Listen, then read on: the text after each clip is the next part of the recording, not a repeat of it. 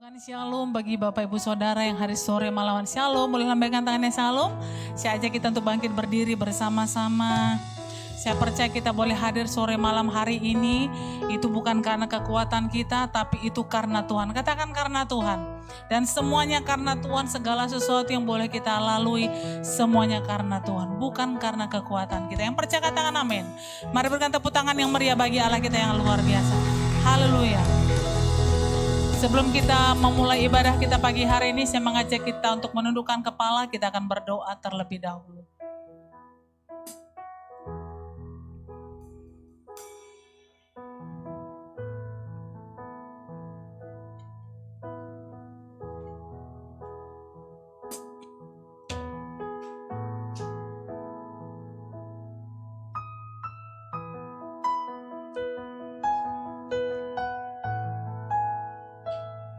Salam Bapak Ibu semua.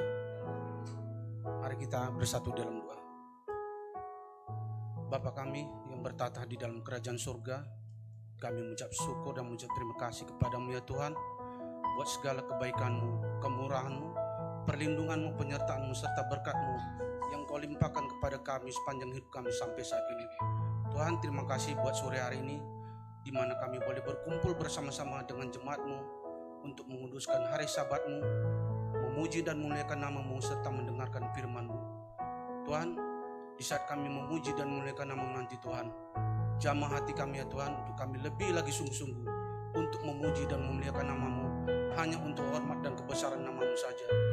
Tuhan, begitu juga firman-Mu yang akan Kau sampaikan lewat hamba-Mu nanti Tuhan, kiranya berkati kami yang mendengarnya, agar firman-Mu ya Tuhan menjadi kekuatan bagi kami, menjadi perisai bagi kami untuk menjalani kehidupan kami semakin kuat di dalam Engkau ya Tuhan Yesus. Terima kasih Bapa di surga. Tuhan, berkati hamba-Mu Ibu Pendeta Juliana Nababan yang akan menyampaikan kebenaran firman-Mu. Berkati terutama di dalam kesehatannya, berkati juga di dalam pelayanannya, di dalam rumah tangganya, keluarga besarnya juga Tuhan, Engkau yang memberkatinya. Terima kasih Bapa di surga. Tuhan, kami juga mau berdoa juga buat gembala kami di tempat ini, Bapak Pendeta Muna Portasia yang Kau percayakan untuk mengembalakan jemaat-Mu di gereja Alam Hotel ini. Kiranya Tuhan Engkau berikan kekuatan, kemampuan kepada hamba-Mu ini. Engkau berikan hikmat marifat daripada-Mu Tuhan atas hamba-Mu ini Tuhan. Berkati Tuhan terutama di dalam kesehatannya, di dalam pelayanannya, di dalam rumah tangganya, istri dan ketiga anak yang Kau yang memberkati. Keluarga besarnya juga Tuhan Engkau memberkati. Kemanapun hamba-Mu ini Engkau utus ya Tuhan, kiranya perlindungan penyertaan Tuhan sempurna atas hamba-Mu ini. Terima kasih Bapa surga. Tuhan, kami juga mau berdoa buat hamba-hamba-Mu, pelayan-pelayan-Mu Tuhan yang sudah ambil bagian di sesi ketiga ini Tuhan, mulai dari WL, singer, pemain musik, guru-guru sekolah minggu multimedia, diaken dan diakonis, berdoa syafaat. Kiranya Tuhan Engkau berkati hamba-hamba-Mu ini Tuhan, jamah hati mereka semua ya Tuhan, agar semakin hari semakin taat dan setia di dalam pelayanannya sesuai dengan talenta mereka masing-masing, hanya untuk kemuliaan nama-Mu saja Bapa di surga. Terima kasih Bapa di surga. Tuhan, kami juga mau berdoa buat gereja-Mu ini Tuhan, gereja Alam Hotel ini Tuhan, kiranya Engkau berikan visi misi daripada-Mu Tuhan atas gereja ini Tuhan, dimanapun kami beribadah Tuhan, baik di gereja Alam Hotel maupun di gereja Wisma Umum, kiranya Tuhan Engkau memberkatinya Tuhan. Berkati juga Tuhan jemaat yang di dalamnya Tuhan, baik jemaat yang setia maupun jemaat yang baru hadir. Terima kasih Bapa di surga. Tuhan, kami juga mau berdoa buat gembala kami yang di pusat, Bapak Insur Niko Nyoto Harjo beserta jajarannya, dan Bapak gembala kami yang ada di Kota Medan, Bapak Bambang Jona beserta jajarannya. Kiranya Tuhan Engkau memberkati hamba-hamba-Mu ini Tuhan, kemanapun juga Tuhan Engkau mengutus hamba-Mu ini Tuhan, kiranya perlindungan penyertaan-Mu sempurna atas hamba-Mu ini Tuhan. Terima kasih Bapa di surga. Tuhan, kami juga mau berdoa buat bangsa kami, bangsa negara kami, bangsa Indonesia ini Tuhan. Kami memohon belas kasihan-Mu ya Tuhan. Mohon ampunilah ya Tuhan atas bangsa kami, bangsa Indonesia ini Tuhan. Ampuni ya Tuhan, pulihkan bangsa kami, bangsa Indonesia Tuhan. Berkati bangsa Indonesia Tuhan. Berkati juga Tuhan para pemimpin bangsa Indonesia Tuhan, dari presiden sampai jajaran yang terendah Tuhan, TNI Polri, Engkau yang memberkati Tuhan. Apapun kebijakan yang mereka keluarkan, kiranya Tuhan campur tangan di dalamnya. Begitu juga Tuhan, Engkau tanam roh takut akan Engkau di dalam hati mereka masing-masing. Terima kasih Bapa di surga. Tuhan, sebentar kami mau mulai ibadah kami ini Tuhan, kiranya Engkau berkenan mulai awal, pertengahan hingga akhirnya. Terima kasih Bapa di surga, kami siap memuji dan mendengarkan firman-Mu hanya di dalam nama Tuhan Yesus Kristus. Mari umat yang percaya sama-sama kita katakan amin. Amin. Silakan duduk Bapak Ibu yang dikasihi oleh Tuhan. Kami bersyukur Tuhan untuk kasih setia-Mu yang ajaib dalam hidup kami. Dan kami percaya anugerah-Mu melimpah bagi kami sore malam hari ini Tuhan.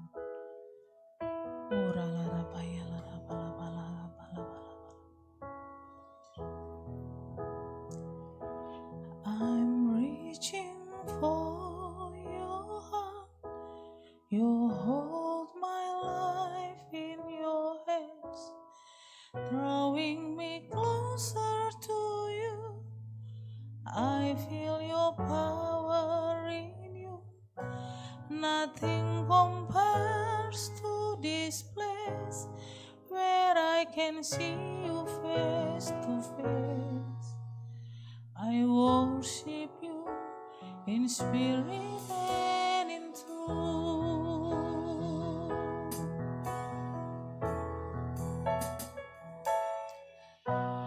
Datang Roh Kudus, Kau ku rindu, dengan minyak yang baru urapiku,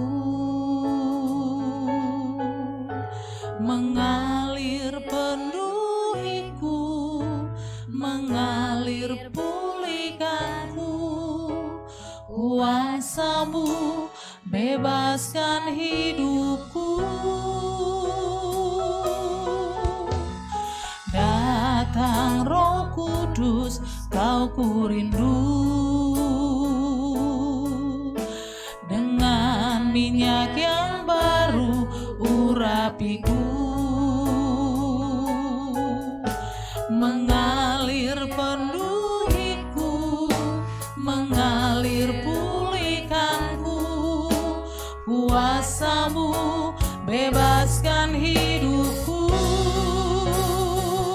Satu yang ku rindu, bersekutu denganmu, bawaku lebih lagi tinggal di dalammu, nikmati hadiratmu, jamalah seluruh hidupku. Kuasa-Mu mengubah hidupku.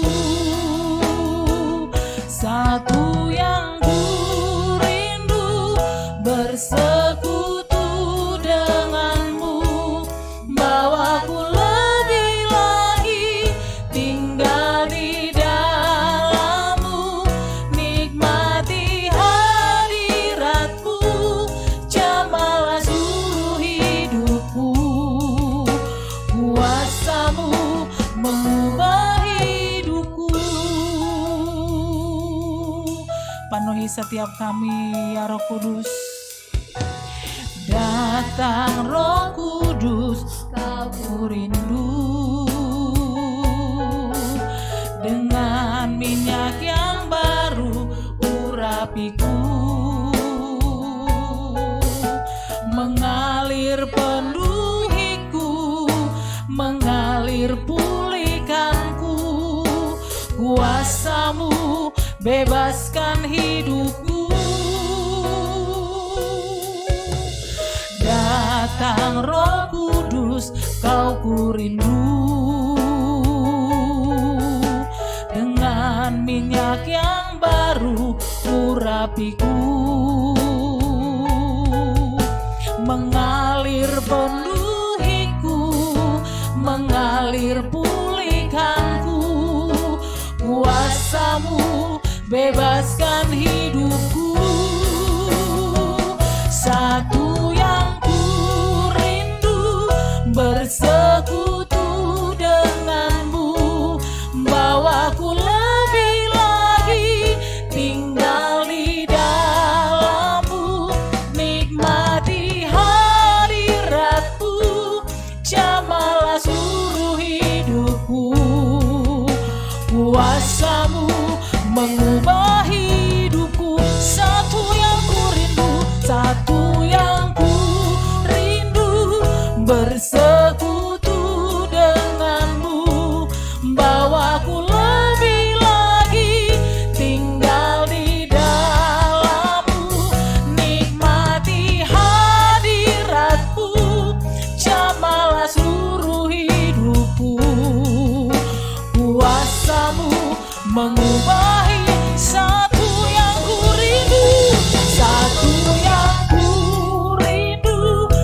bersekutu denganmu, bawaku lebih lagi tinggal di dalammu, nikmati hadiratmu, jamalah seluruh hidupku, kuasamu mengubah hidupku.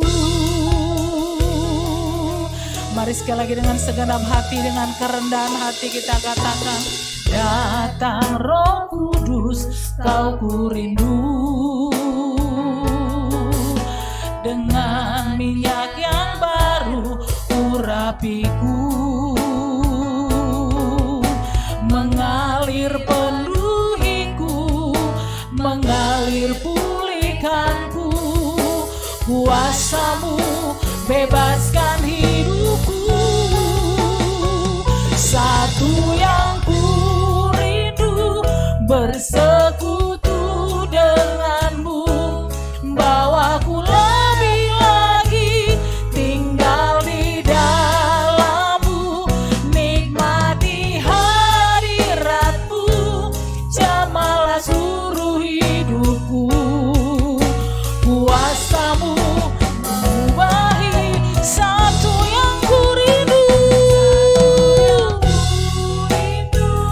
bersekutu denganmu, bawaku lebih lagi tinggal di dalammu, nikmati hadiratmu, jamalah seluruh hidupku, kuasamu mengubah hidupku.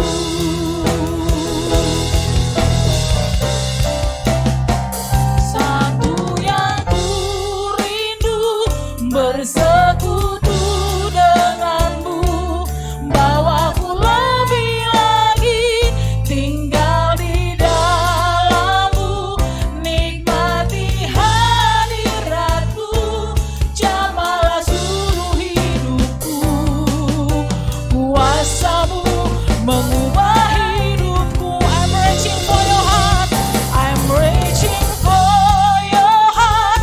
You hold my life in your hands, drawing me closer to you. I feel your power in you, nothing compares to this place, where I can see you face to face. I worship you in spirit and in truth.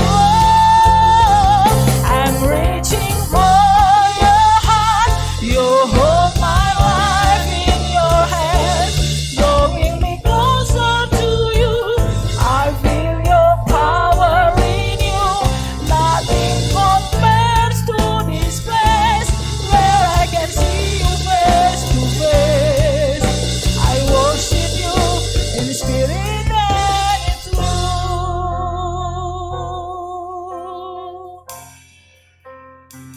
Satu yang ku rindu, bersekutu denganmu, bawaku lebih lagi tinggal di dalammu, nikmati hadiratmu, jamalah seluruh hidupku,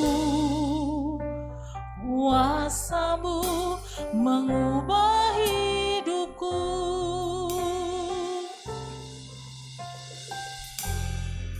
Penuhi setiap kami malam hari ini ya Roh Kudus. Hanya Kau yang sanggup mengubahkan hidup kami. Baharui kami sore malam hari ini. Penuhi kami dengan Roh-Mu.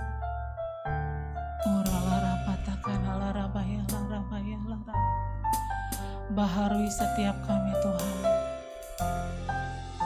Baharui kami. Pulihkan kekuatan kami.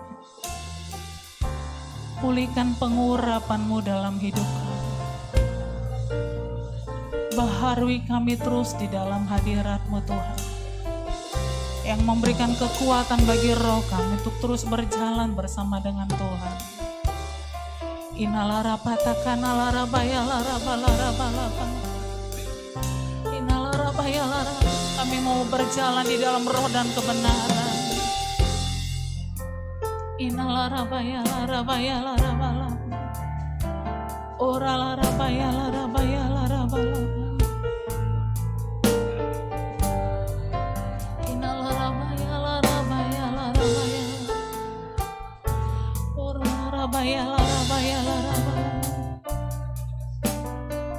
Jesus.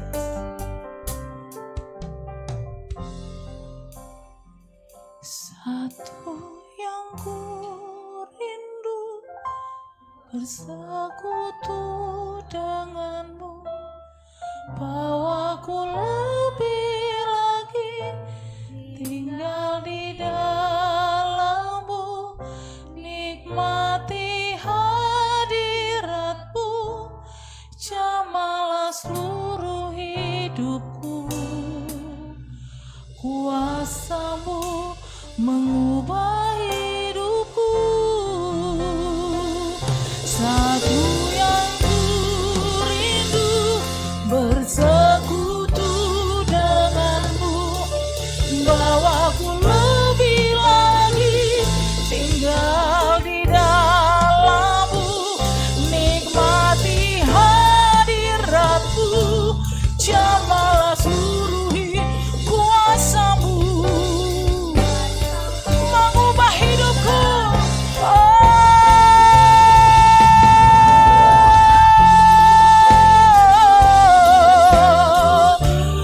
Bawa kami lebih lagi tinggal di dalammu, nikmati hadiratmu, jamalah seluruh kuasamu mengubah hidup kami. Sekali lagi katakan, oh satu yang ku rindu, bersekutu denganmu, bawaku lebih lagi tinggal di dalammu, nikmati hadiratmu, jamalah seluruh hidupku. Kuasamu mengubah hidup, kuasamu mengubah hidupku, kuasamu mengubah hidupku, kuasamu mengubah hidupku.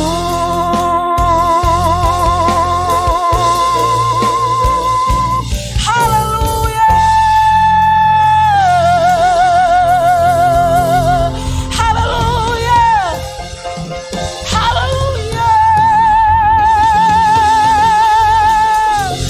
Sebab itu ku memujimu, Engkau Allahku, mulutku kan selalu pujimu, dan angkat tangan sembahmu, tinggikan namamu, Yesus kemuliaan. Sebab itu kami mau memujimu.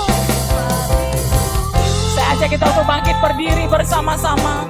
Engkau Allah, amin. Mulutku kan selalu pujimu, dan angkat tangan sembahmu, tinggikan namamu, Yesus kemuliaan bagimu. Katakan tiada yang dapat memisahkan aku dari kasih-Mu, amin. Yesus hanya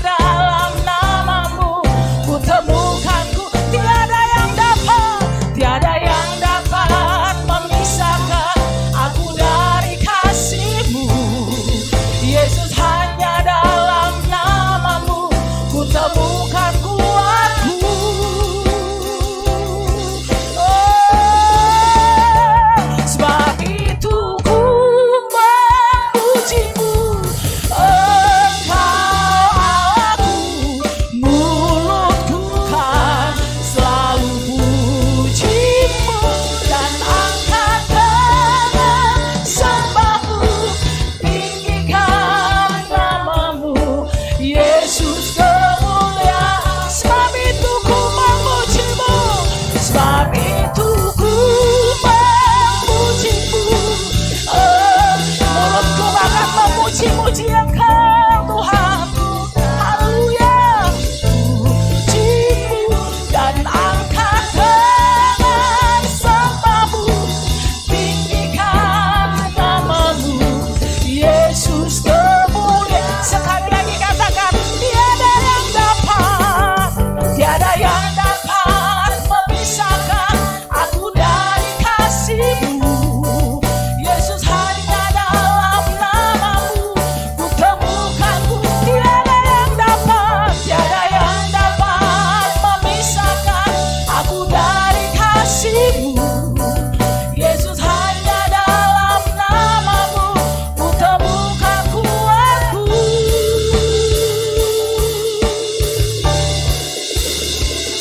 Sebab itu ku memuji-Mu, Engkau Allah. Amin. Mulutku kan selalu puji-Mu dan angkat tangan sembahmu, tinggikan mulutku akan memuji-muji Engkau. Sebab itu ku memuji-Mu, sebab itu ku memuji-Mu, Engkau Allahku. Mulutku kan selalu puji-Mu dan angkat tangan sembahmu, tinggikan namamu, Yesus kemuliaan bagimu. Yesus kemuliaan, Yesus kemuliaan bagimu, Yesus kemuliaan bagimu.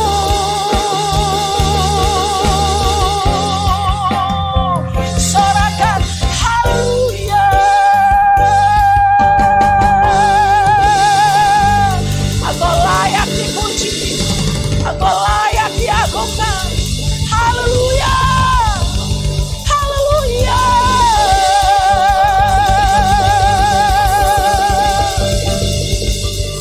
Haleluya, kami percaya Tuhan, langit dan bumi akan berlalu, tapi firman-Mu yang akan kami pegang teguh tidak akan pernah berlalu dalam hidup kami. Dan kami mau terus memuji-muji Engkau dalam hidup kami Tuhan. Terima kasih Bapa, kami kembalikan segala hormat, kemuliaan hanya di dalam nama Tuhan Yesus. Setiap kita yang siap memuji Tuhan bersama-sama kita katakan amin. Berikan tepuk tangan yang meriah bagi Allah kita. Bapak Ibu siap memuji Tuhan, amin. Katakan kiri kanan muka belakang, engkau luar biasa di hadapan Tuhan. Haleluya. Walaupun banyak kekurangannya, saya percaya di hadapan Tuhan kita semuanya luar biasa, amin. Berikan tepuk tangan yang meriah bagi Allah kita.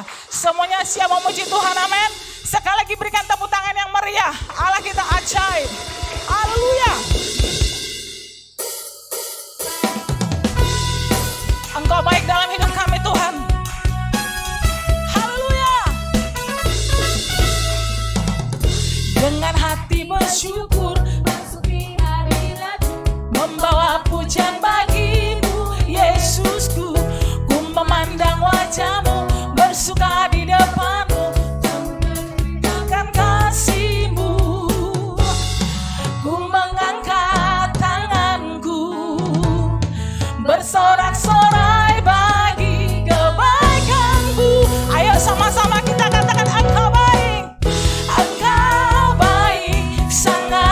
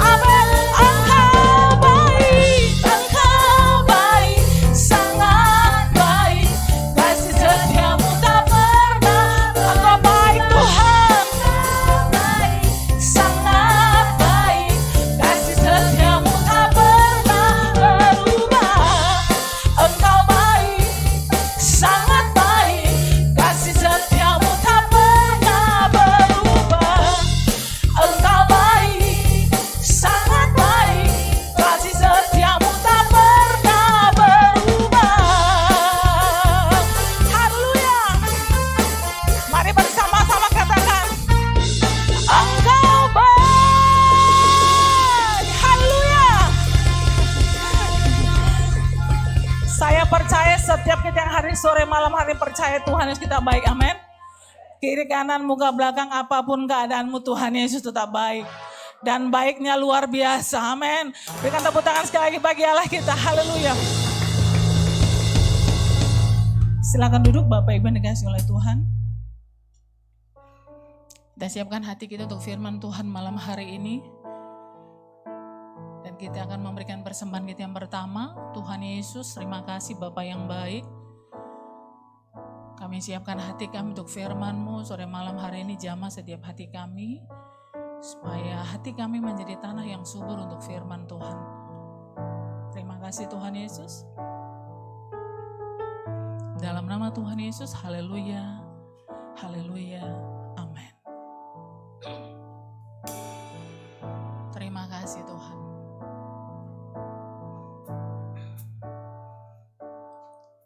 Jiwaku merindukanmu, ya Allah yang hidup. Jiwaku haus kepadamu, ya Allah yang hidup. Ku bersyukur kepadamu, sumber pengharapanku, penolongku dan Allahku, tiada yang sepertimu.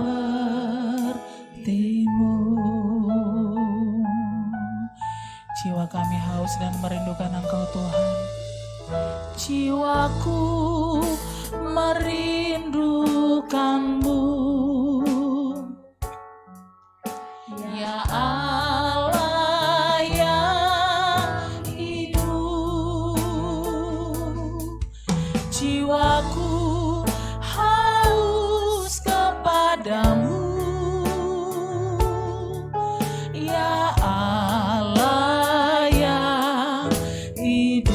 Ku bersyukur kepadamu, sumber pengharapanku, penolongku dan Allahku, tiada yang seperti. Ku bersyukur kepadamu, sumber pengharapan, penolongku dan Allahku, tiada yang sepertimu. Siapa kita tuh bangkit berdiri bersama-sama. Bersyukur kepadamu, sumber pengharapanku, penolongku dan Allahku, tiada yang seperti. Ku bersyukur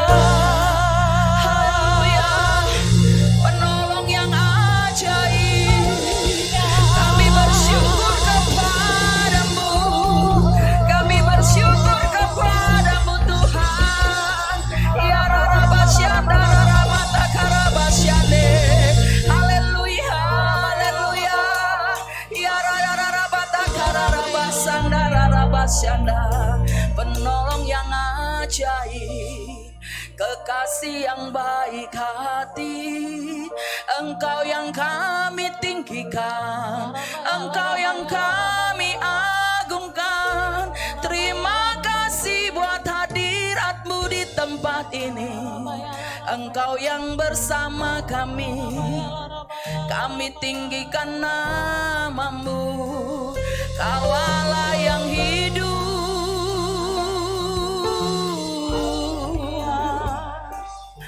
kami sembah Engkau Tuhan, kami tinggikan nama-Mu. Oh yang maha kuasa, satu-satunya Elohim Yahweh, kami tinggikan.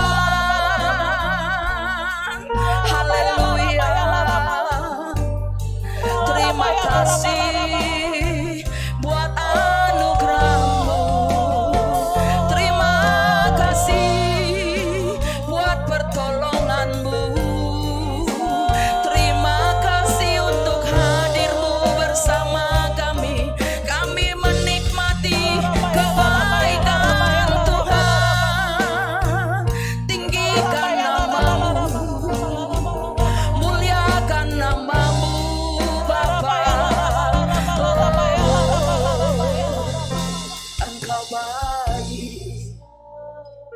Tidak ada Allah yang baik selain Engkau. Dan di tempat ini kami dapat bukan hanya sekedar merasakan, tetapi ketika kami memuji-muji Allah kami, meninggikan Engkau di tempat ini, Engkau memeluk kami, mencengkeram kami. Engkau sedang menyatakan sesuatu yang baru bagi kami saat ini ya Tuhan. Terima kasih untuk berkat Paskah yang Engkau sudah berikan kepada kami.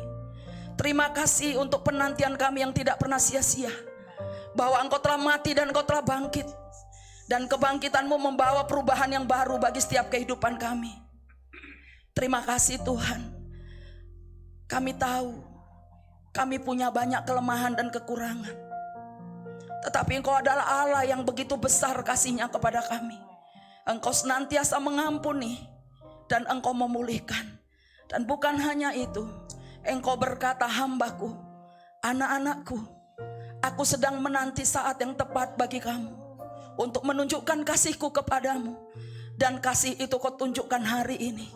Hari ini Tuhan, Kau nyatakan bahwa kami akan terus bersama dengan Engkau, berjalan bersama-sama dengan Tuhan. Tiba saatnya kami mau duduk di kaki-Mu. Apapun yang hamba-Mu telah persiapkan tidak akan ada gunanya tanpa urapan, tanpa tuntunan, dan tanpa kebersamaan dengan Engkau Tuhan. Karena itu biarlah Engkau yang memakai hamba-Mu ini. Biarlah apa yang hamba-Mu sampaikan bisa menembusi seluruh kebutuhan umat-Mu. Di mana kami yang lemah menjadi kuat, kami yang putus asa kami kembali punya pengharapan. Karena kebangkitan Yesus membawa sesuatu yang baru pada kami. Paradigma kami diperbaharui bahwa Tuhan akan selalu menolong umat-Nya. Terima kasih Bapa.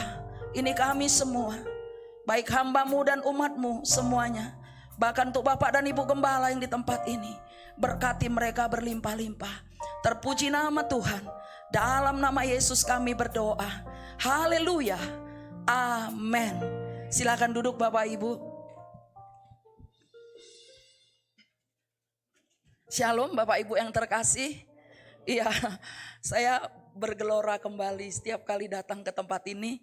Dan memang sudah kangen ya untuk datang di tempat ini Bapak Ibu. Dan waktu kita tadi itu di pujian yang kedua, roh saya begitu menggelora. Waktu Ibu Gembala menaikkan, sebab itu ku memuji-Mu, gitu ya. Rasanya saya udah pengen terbang tinggi bersama dengan Tuhan. Saudara, keintiman itu gak bisa dibuat-buat.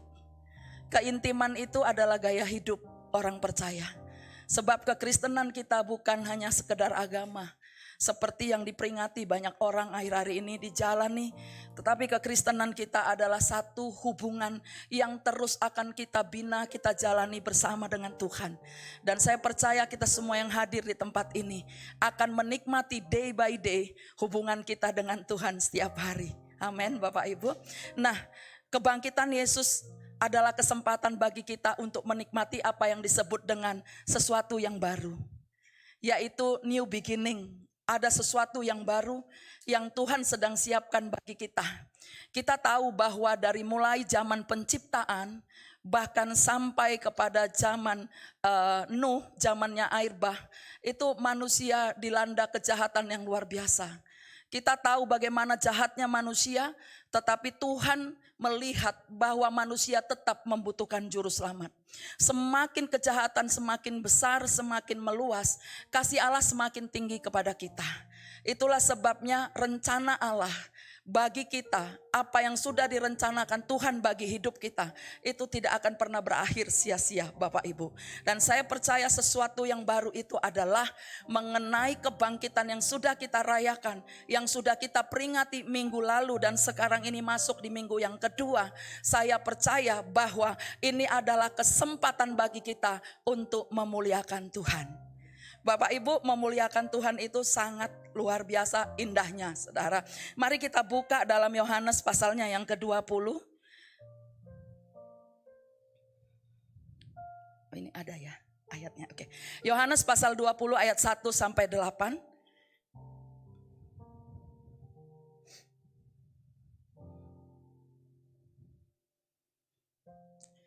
Demikian firman Tuhan, pada hari pertama minggu itu pagi-pagi benar, ketika hari masih gelap, pergilah Maria Magdalena ke kubur itu dan ia melihat bahwa batu itu telah diambil dari kubur itu.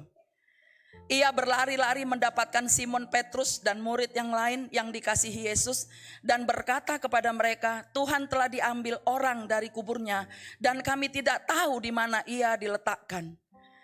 Maka berangkatlah Petrus dan murid yang lain itu ke kubur. Keduanya berlari bersama-sama, tetapi murid yang lain itu berlari lebih cepat daripada Petrus sehingga lebih dahulu sampai di kubur. Sampai di sini dulu. Dikatakan sebenarnya Petrus itu sudah lebih dahulu berlari. Yang pertama adalah Maria Magdalena.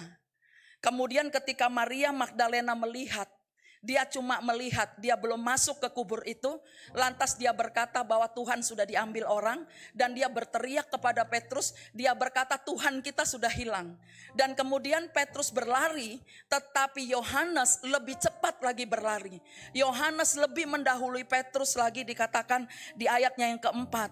Dikatakan tetapi Yohanes pun tidak melihat ke dalam. Ayatnya yang kelima.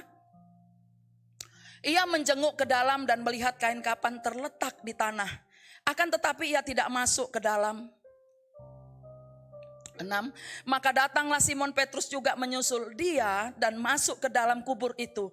Ia melihat kain kapan terletak di tanah. Ayat 7. Sedang kain peluh yang tadinya ada di kepala Yesus tidak terletak dekat kain kapan itu, tetapi agak di samping di tempat yang lain dan sudah tergulung. 8. Maka masuklah juga murid yang lain yang lebih dahulu sampai di kubur itu. Dan ia melihatnya dan menjadi percaya. Bapak Ibu, ini firman Tuhan yang kita baca. Bukan satu cerita, tetapi ini adalah satu situasi, kenyataan fakta yang benar-benar terjadi ketika Tuhan Yesus pernah berjanji kepada murid-murid dan berkata bahwa pada hari yang ketiga dia pasti bangkit. Ketika Maria Magdalena dikatakan menjenguk. Ada kata menjenguk. Waktu Maria pertama kali datang, dia pertama kali sampai, tetapi dia hanya menjenguk. Dia tidak masuk ke dalam, tetapi dia lantas bisa berasumsi, berkata bahwa Tuhan diambil orang. Seringkali kita berpikir bahwa kekristenan kita cukup hanya dengar firman Tuhan, kemudian pendeta mendoakan kita, dan setelah itu kita pulang dan kita akan menerima anugerah atau menerima kebaikan-kebaikan. Seringkali kita berpikir hari Minggu hanya sekedar bahwa saya sebagai orang Kristen saya datang beribadah. 2 jam duduk di gereja, saya nyembah Tuhan, saya muji Tuhan. Kadangkala bahkan kita tidak serius. Kita masih pegang handphone kita masih kadang-kadang main gadget juga di gereja. Lantas kita akan menuntut Tuhan dan berkata kepada Tuhan dia layak untuk berkati kita. Maria Magdalena ini adalah gambaran orang Kristen di mana kita seringkali berpikir bahwa melihat dari jauh, menonton dari jauh, tidak mau dekat-dekat, ini sudah merupakan satu kebenaran. Bapak, Ibu, Saudara, orang-orang Kristen seperti Maria, ini adalah orang Kristen yang benar-benar seringkali berbuat kesalahan. Dikatakan dia hanya menjenguk. Kata menjenguk itu begini, ketika Maria melihat pintu batu itu sudah tergeser, dia lantas berasumsi bahwa Tuhan hilang, bahwa Tuhan diambil orang, bahwa Tuhan itu sudah dicuri. Dia belum melihat ke dalam apa yang terjadi sebenarnya. Saya percaya kalau Maria masuk ke dalam, dia pasti berpikir, dia pasti mengingat apa yang dikatakan Yesus tentang kebangkitan. Bapak, Ibu, Saudara, di sini kita mau ditunjukkan oleh Tuhan bahwa sebenarnya banyak sekali jemaat, banyak sekali orang Kristen itu tidak pernah mau dekat-dekat dengan Tuhan. Cuma mau dekat-dekat dengan berkat. Katakan amin. Amin juga ya. Cuma mau dekat-dekat berkat, gak usah dekat-dekat dengan Tuhan. Nah, ini sedikit yang saya berikan gambaran sebagai pendahuluannya. Nah, Bapak, Ibu, Saudara, ketika Maria menjenguk. Jadi kalau menjenguk itu sebenarnya adalah kata yang salah. Sebenarnya cuma memalingkan wajah. Kalau menjenguk itu dia pasti harus ke pintu dan kepalanya masuk, Saudara. Tapi ini adalah bahasa yang salah. Jadi dalam bahasa asli dia hanya melihat sepintas dengan ekor mata bahwa batu itu sudah tergeser. Karena batu itu tergeser, lantas dia berasumsi, dia berpikir negatif bahwa Tuhan sudah diambil orang. Bapak, Ibu, apa yang perlu kita pelajari dari firman Tuhan saat ini? Kita harus belajar untuk memasuki kedalaman bersama Tuhan. Ketika murid-murid ini sedang dalam keadaan gundah, sebenarnya mengapa sih mereka pergi ke kubur pada waktu Minggu itu?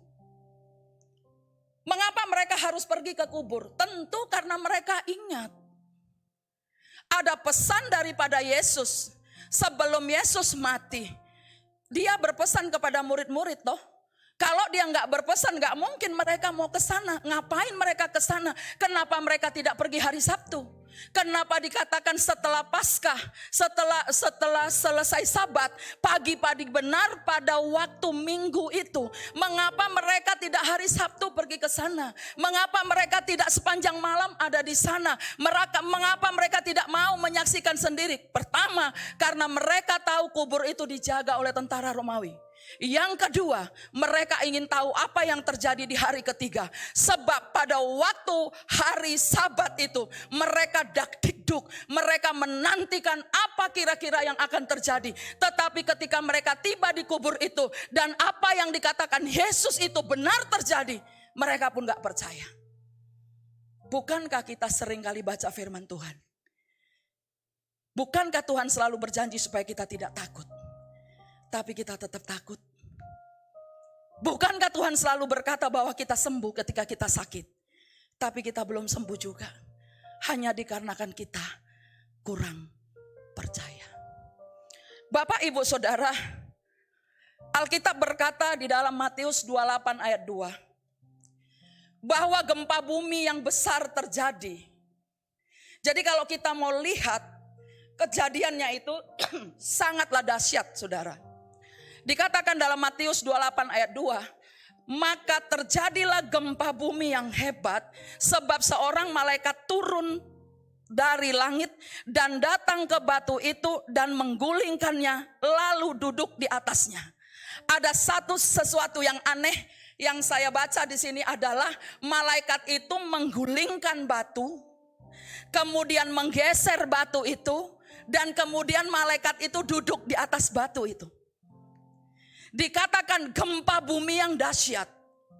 Ini artinya tidak ada satu orang pun yang dapat untuk membuka atau menggeser pintu batu itu, karena pintu batu itu sangat berat. Kemudian pintu batu atau kubur Yesus itu dijaga oleh tentara Romawi. Karena itu Allah ingin menunjukkan kuasanya kepada manusia. Allah ingin menunjukkan kuasanya kepada murid-murid. Dan ketika malaikat Allah menggeser batu itu, terjadilah satu gempa bumi yang hebat.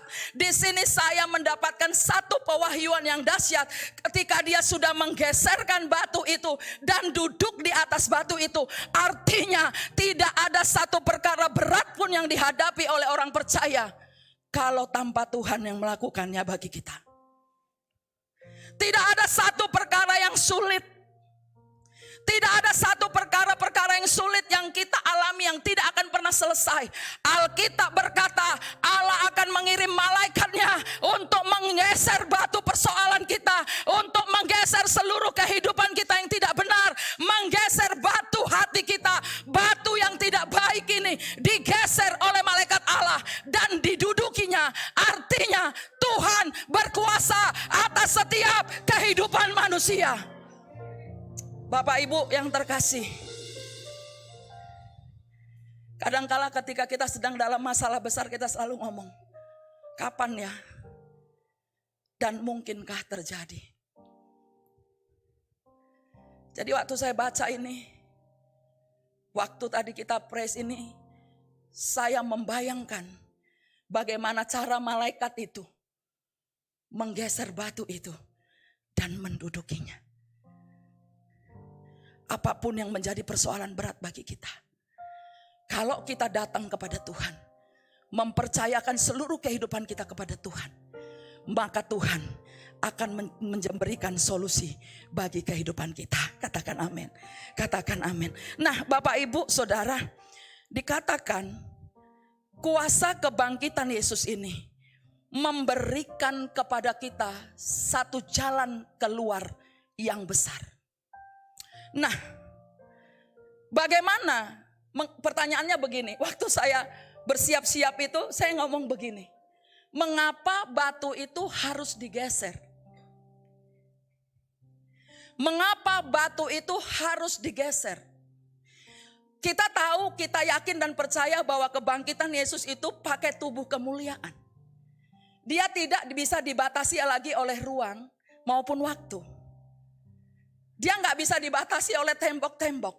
Sebab jelas sekali waktu murid-murid sedang ada bersama-sama, di mana mereka sedang ketakutan, mereka sedang duduk bersama, pintu semua tertutup rapat, tiba-tiba Yesus datang, damai sejahtera bagi kalian semua. Nah, kira-kira mengapa batu itu harus digeser? Mengapa Yesus nggak bangkit begitu saja dan membiarkan pintu batu itu tetap termaterai? Bapak Ibu pernah nggak bertanya ketika baca ayat ini, mengapa harus digeser? Bukankah Yesus itu tinggal celeng, udah pindah tempat, tinggal nunjukkan kepada murid-murid, ini loh aku.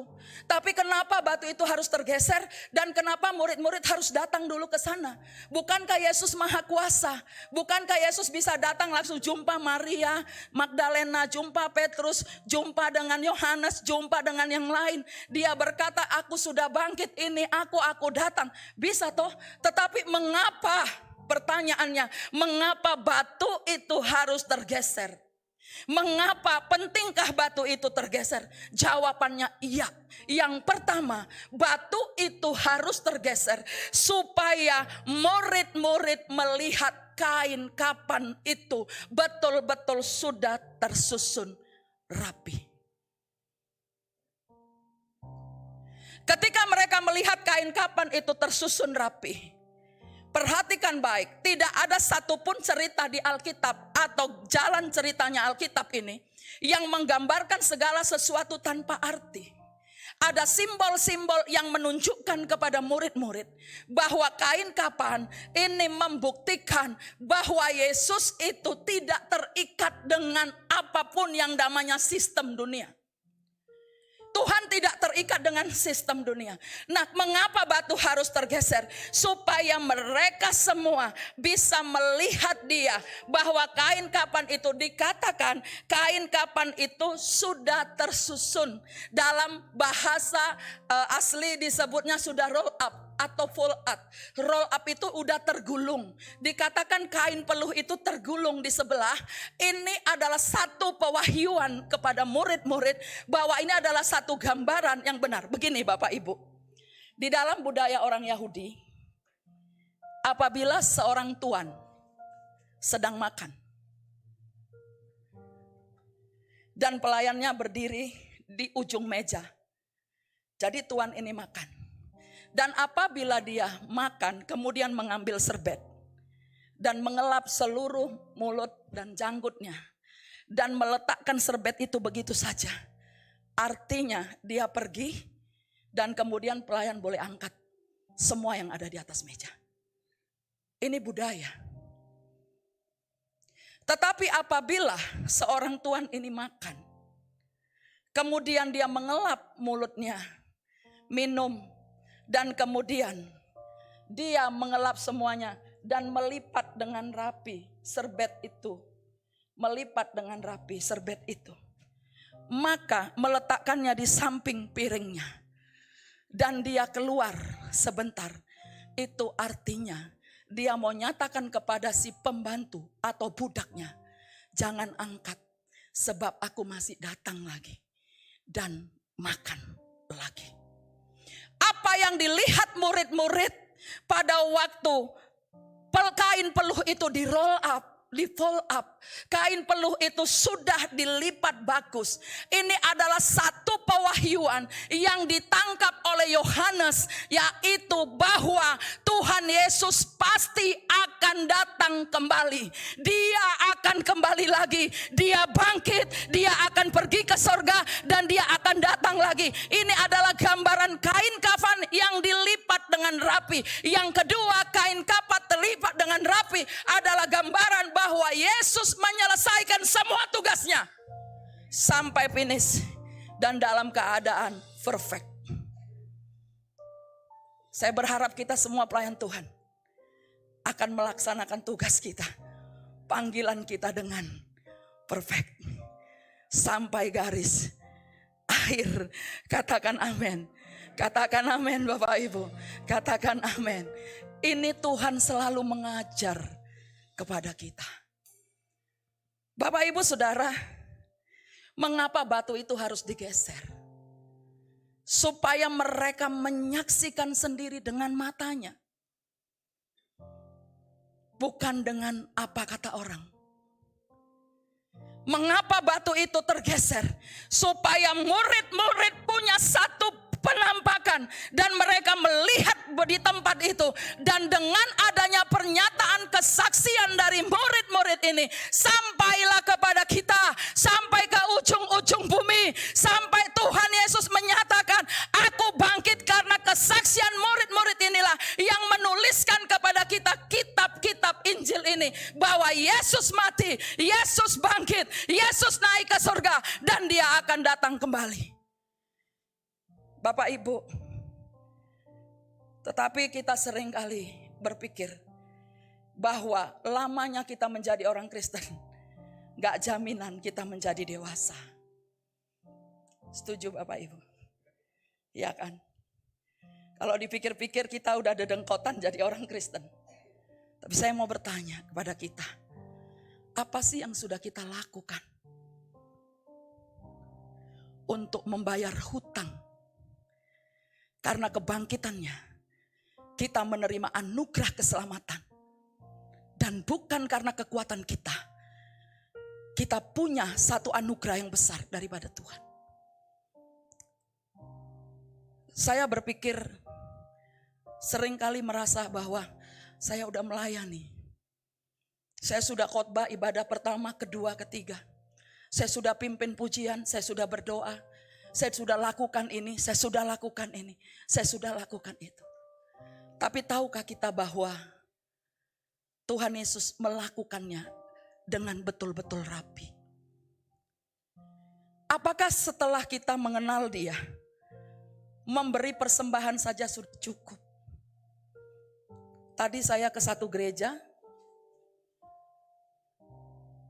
dan memang sama saat ini ya, ini jadi bahan buat saya untuk berdoa juga. Sekarang ini ada banyak gereja beranggapan bahwa memberikan persembahan itu bukan ibadah. Jadi waktu saya tadi melihat, saya bicara dengan Ibu Gembala. Saya bilang, Bu, persembahan itu adalah penghormatan kepada Tuhan. Bukan sekedar kita menjatuhkan uang kita. Karena kita datang seperti kita bayar parkir mobil. Tapi persembahan itu adalah satu taburan, saya katakan. Di mana apabila kita tidak menabur, kita benar-benar bersalah. Mengapa? Karena hukum menabur, dan itu akan menjadi tuaian bagi kita. Apabila kita menaburkan tidak atas dasar karena takut kepada pendeta, atau kita tidak berpikir bahwa tempat ini membutuhkan biaya, tetapi saya menabur, saya menjatuhkan persembahan saya karena saya menghormati Allah yang telah memberikan semua itu bagi saya. Karena Alkitab dengan jelas berkata, kita ini bukan milik kita. Ada amin Bapak Ibu. Saya kalau kantong persembahan dijalankan, jantung saya berdebar. Ada banyak orang Kristen, banyak, saya melihat dengan mata saya. Bagaimana mereka menjatuhkan uang tidak atas dasar cinta kepada Tuhan. Tapi merasa merasa kewajiban atau merasa sudahlah. Bahkan seringkali kita seperti memberi kepada tukang parkir. Bapak Ibu Saudara, saya hidup dari memberi. Tidak punya usaha, tidak punya apa-apa. Tapi saya pelajari selama saya jadi hamba Tuhan, terlebih-lebih dari tahun 94, ketika saya betul-betul tahu bagaimana hidup mengandalkan Tuhan. Di situ saya sadar bahwa firman Allah berkata bahwa kalau kita menabur pasti kita menuai. Coba ya kita mundur sedikit ya ke Kejadian pasal 8 ya. Coba kita buka Kejadian 8 ayat 22. Ya saya lari sebentar karena begini, saya tadi nyaksikan bagaimana itu tempat persembahan gak dihargai gitu ya. Tempat persembahan itu harus didoakan. Sebab setiap tangan yang memberi, itu Tuhan lihat. Dan Tuhan itu punya kuasa untuk memberkati hidup kita. Jadi kalau kita ngasih persembahan asal-asal saja, itu sebenarnya penghinaan kepada Tuhan. Nah jadi hati saya sakit sedih gitu. Sampai saya panggil ibu, saya bilang, aduh, saya gak tahan, saya bilang. Ini rumah Tuhan bukan? Bukankah kita ini yang datang ini adalah orang-orang yang takut akan Tuhan? Seharusnya kita tahu bahwa setiap rupiah yang kita berikan, itu mengandung kuasa kebangkitan. Bapak Ibu, dikatakan begini ayat 22. Selama bumi masih ada, takkan berhenti-henti musim menabur dan menuai. Dingin dan panas, kemarau dan hujan, siang dan malam. Ada satu perkataan bahwa selama bumi masih ada. Perkataan selama bumi masih ada ini berbicara tentang musim. Tentang kesempatan. Bapak Ibu Saudara, saya belajar banyak sekali akhir-akhir ini. Waktu Tuhan berkata begini, coba perhatikan kehidupanmu dari bulan ke bulan. Apa yang kamu lakukan, itulah yang akan kamu nikmati. Kamu lihat kurvanya, kamu lihat apa yang kamu lakukan, itulah yang kamu nikmati. Alkitab berkata selama bumi masih ada, takkan berhenti musim berganti. Artinya segala sesuatu bisa berubah, katakan amin. Tetapi Yesus gak pernah berubah. Karena itu kita harus hidup ikut polanya Yesus, bukan pola dunia. Kalau dunia mengatur uangnya dengan cara kita gak boleh ikut begitu. Karena kita ini milik kepunyaan Allah sendiri. Amin. Demikian juga waktu kita mengembalikan persepuluhan, bukan membayar. Waktu kita mengembalikan persepuluhan, jelas sekali Alkitab berkata, kalau engkau lakukan dengan cinta dan takut akan Tuhan, maka janji Allah itu yang akan kita nikmati. Banyak orang beri asal-asalan, tidak pas ukurannya, tapi nuntut janji Allah. Saudara, di tempat saya ada satu pengerja.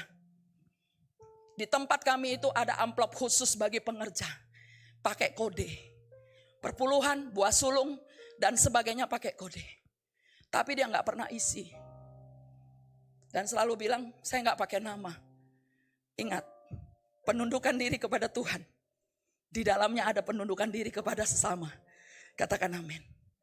Apa yang dia alami? Saudara ngeri. Waktu dia sekarang ini mengalami kesusahan besar. Waktu dia telepon dan menangis. Dalam keadaan hamil, kakinya gak bisa jalan. Untuk pesta, untuk semua. Gak tahu kenapa ya saya harus ngomong ini. Saya sebenarnya gak ada tulis, tapi tiba-tiba teringat.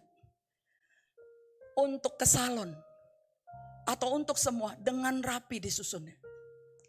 Tapi apa yang terjadi saudara? Memang karena didoakan rame-rame terus menerus, anak itu lahir.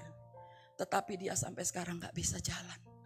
Kemudian saya berkata kepada dia, ingatlah apa yang kita alami sekarang itu adalah akibat apa yang kita lakukan di masa yang telah lewat. Katakan amin. Saya mau jemaat-jemaat diberkati. Tuhan Yesus mau jemaat diberkati. Makanya Tuhan Yesus berkata dalam Maleakhi 3 ayat 10 itu, bawalah seluruh persembahan persepuluhan. Mengapa? Supaya ada makanan di rumahku. Bukan berarti Tuhan miskin. Alkitab menyaksikan kepada kita dari perjanjian lama sampai perjanjian baru, bahwa Allah kita kaya. Dia yang punya lembu sapi di padang. Dia yang memiliki semua dunia dan kekayaan. Emas dan perak adalah punyaku, katanya. Dikatakan kalau aku lapar gak perlu aku minta kepadamu. Tapi mengapa dikatakan bawa ke rumahku? Berbicara supaya Anda dan saya diberkati sebagai rumah Tuhan. Anda dan saya menerima kembali apa yang kita sudah taburkan. Bapak, Ibu, Saudara, saya melihat ada banyak sekali orang waktu zaman COVID tertolong pada waktu dia kena. Kenapa? Karena kesetiaannya. Satu yang saya pegang, perpuluhan adalah pagar kudus bagi orang percaya. Mau hidup dilindungi? Mazmur 91 digenapi. Bawa perpuluhan dengan takut dan hormat. Dengan gentar kepada Tuhan. Saya gak harus bicara ini. Tapi seringkali kita sebagai pelayan Tuhan, kita yang melayani, tapi kita sepele tentang aturan-aturan yang sudah Tuhan buat di Alkitab. Nah, mari kita kembali Bapak Ibu Saudara. Ketika Maria melihat Tuhan Yesus sudah dicuri dan merasa dia sudah dicuri. Bahkan ketika Yesus mendekati dia dalam Yohanes 20 ayat 15. Dari belakang Yesus berbicara kepada Maria. Maria berkata, kamu kan malingnya. Kamu yang nyuri Yesus. Kira-kira bahasa sederhana saya begitu. Kamu yang udah nyuri dia. Kamu pura-pura nanya. Tetapi ketika Tuhan Yesus berbicara dengan suara yang sering didengar dan berkata Maria, di ayatnya yang ke-16 langsung Maria berkata Rabuni, yang artinya guru, dan kemudian dia memeluk kaki Yesus erat-erat. Kemudian Yesus berkata, jangan engkau menjama aku karena aku belum pergi kepada Bapa. Bapak, Ibu, Saudara, kadangkala apa yang sudah kita dengar, apa yang sudah kita baca di dalam Alkitab, seringkali kita lupakan, kita tidak yakini, kita tidak percayai. Jangankan sekedar membaca, mereka yang sudah bersama-sama dengan Yesus selama 3,5 tahun setiap hari pun masih gak percaya kepada Yesus. Makanya Bapak Ibu jangan lupa baca Alkitab. Karena ketika nanti Yesus datang, tidak ada yang ditanya kepada kita kecuali hidup kita. Apa yang sudah kita baca dari firman. Bapak Ibu, Tuhan berbicara kepada kita hari ini melalui apa yang tertulis di dalam Yohanes pasal 20 ini. Berbicara dengan jelas kepada kita. Kain kapan yang tergulung. Itu dalam bahasa Yunani itu disebut entuliso. Artinya tanda bahwa dia pasti akan datang kembali. Entuliso. Double S. Nah, mengapa murid-murid ini 3,5 tahun kok nggak ngalami breakthrough? Jadi kalau saya berpikir kenapa ada banyak anak-anak Tuhan itu nggak pernah ngalami terobosan-terobosan bersama dengan Yesus. Mau undang pendeta KKR, mau undang pendeta punya karunia, punya penglihatan, punya karunia kesembuhan, punya karunia membahas firman luar biasa.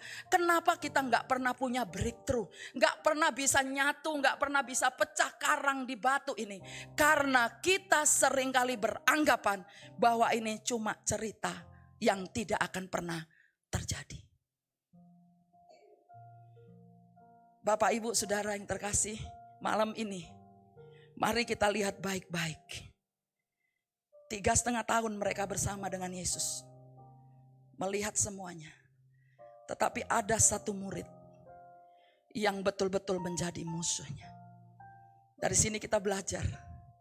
Kebersamaan belum tentu bersahabat. Katakan amin. Nah, pertanyaan kedua, mengapa Yudas bisa mengkhianati Yesus? Mengapa Yudas tidak seperti murid-murid yang lain? Memang Petrus juga menyangkal Yesus, tetapi Petrus menyadarinya. Tetapi mengapa Yudas ini kok sampai bisa mengalami hal yang mencelakakan dirinya? Apa penyebabnya? Dengar baik Bapak Ibu, pelayanan kita enggak jaminan. Kebersamaan kita dengan gembala enggak jaminan. Kebersamaan kita setiap hari di dalam gereja enggak jaminan. Kalau kita tidak pernah mempercayakan diri kepada Tuhan. Yudas Iskariot tergoda dengan 30 keping uang perak hanya dikarenakan 30 keping. Apakah itu sebenarnya masalahnya? Bukan. Kita perlu berhati-hati, saudara. Waktu saya berpikir, apakah Yudas Iskariot tergoda hanya dengan 30 keping uang perak? Enggak. Nilainya pada waktu itu rendah, enggak tinggi. Bahkan waktu dia kembali datang kepada orang ahli Taurat, orang-orang Farisi, waktu dia mengembalikan, mereka cuek karena cuma 30 keping. Tapi apa yang membuat Yudas Iskariot jatuh dalam dosa ini? Sikap hatinya tidak pernah menghormati Tuhan. Perhatikan,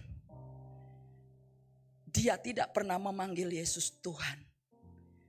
Tapi dia hanya menganggap dia sebagai kawan. Kedua, sebagai seorang guru yang mengajar setelah pulang gak punya hubungan. Berbeda dengan Petrus. Berbeda dengan Yohanes. Berbeda dengan murid-murid yang lain. Petrus dengan jelas berkata, menurut kamu aku ini siapa? Dengan kuasa dari Roh Kudus. Dengan pewahyuan dari sorga. Petrus berkata, sesungguhnya engkau ini adalah Mesias. Mengapa bisa menyatakan ini? Mengapa punya pengakuan itu? Karena sikap hati. Bapak, Ibu, Saudara dalam mengiring Yesus, dalam melayani, dalam ikut Tuhan. Mari jaga sikap hati kita. Baik kepada Tuhan, baik kepada gembala, baik kepada sesama pengerja, maupun kepada jemaat. Sikap hati kita ini akan membuktikan bahwa kita betul-betul hamba Tuhan. Sikap hati kita akan memenangkan banyak jiwa. Mudah-mudahan di sini nggak ada gaya hidup pelayan Tuhan kayak bos. Memang datang pakai dasi, Tapi duduk, kemudian kalau lagi doa dengan nantang. Terus kalau lagi doa bersama sambil megang HP. Sikap kurang ajar Yudas Iskariot. Ini banyak menghinggapi anak-anak Tuhan. Bapak Ibu Saudara, tapi mari kita lihat satu orang yang luar biasa. Saya memang seumur-umur baru 2 kali ke Israel. Ya. Tetapi setelah saya renung-renungkan apa yang dia kerjakan, apa yang dilakukan orang ini adalah sesuatu yang hebat sekali. Saya percaya di tempat ini jemaat Tuhan yang hadir adalah jemaat yang murah hati, katakan amin. Jemaat yang gak pelit. Amin. Jemaat yang telinganya peka. Ada haleluya. Waktu di satu gereja itu, saya lihat jemaatnya ganteng-ganteng, keren-keren. Cuma bilang kita tinggal butuh 100 kursi, 100 kursi. Aduh, saya dengar pengumumannya aja ke telinga saya sakit sekali, saudara. Waktu saya khotbah Tuhan suruh saya turun, saya datangin satu-satu, Bapak mau nyumbang berapa? Nyumbang berapa? Nyumbang berapa? Nyumbang berapa? Saat itu 86 kursi terkumpul, saudara. Sekarang saya mau katakan, mau alami breakthrough, syaratnya saudara harus murah hati. Seperti siapa? Yusuf dari Arimatea. Kalau Bapak Ibu yang sudah sering, rasanya kalau orang Medan ada yang udah sampai 10 kali, 20 kali ke Israel lah ya. Apalagi sekarang kan sudah dibuka penerbangan lagi, tuh langsung hamba-hamba Tuhan yang tadinya kakinya terikat, tuh langsung terbang, saudara. Saya lihat mereka di Facebook teman-teman, wah, saya bilang, bah, begitu dibuka pintu, langsung terbang ya Pak. Rasanya gatel kakinya kalau nggak ke sana. Mending bantu bangun gereja dulu Pak, bayarkan penginjilan. Udah 20 kali ngapain ke sana? Katanya doanya didengar di sana. Siapa yang udah 20 kali boleh angkat tangan? Mungkin 30 kali. Saya masih 2 kali aja. Saya pikir cukup lah ya. Nah, waktu kita ada di sana, di dalam perjalanan saya yang kedua, itu tour guide-nya bawa kita ke kuburan Tuhan Yesus. Itu pasti. Ya. Kuburan itu luas, sekelilingnya taman, tapi dipagari dengan besi. Dijaga betul-betul. Waktu saya mulai melihat keliling, saya teringat akan firman Tuhan. Mungkin waktu hidupnya Tuhan Yesus sempat ketemu dengan Yusuf dan pernah bilang begini, Sup, aku nanti kalau mati pinjam kuburmu 3 hari aja. Jangan dipakai dulu, mungkin.